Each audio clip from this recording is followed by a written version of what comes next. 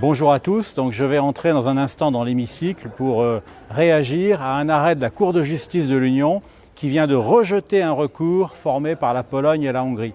Alors, il s'agissait pour ces deux pays d'attaquer un règlement européen qui en fait va soumettre le versement des subventions européennes à des conditions. Donc on appelle ça un règlement de conditionnalité.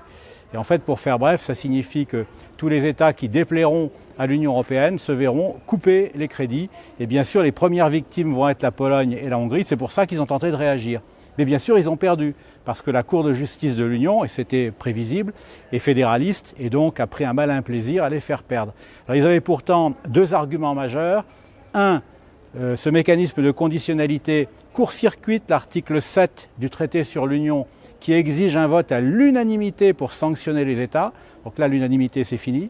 Et puis, deux, c'est le principe de précaution qui est violé, puisque qu'est-ce que ça veut dire l'état de droit? On ne sait pas à l'avance ce que ça recouvre.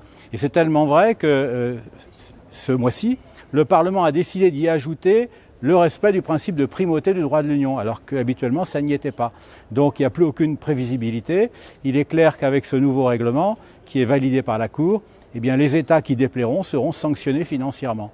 Et donc je vais aller apporter mon soutien très fermement aux Polonais et aux Hongrois, en notre nom à tous.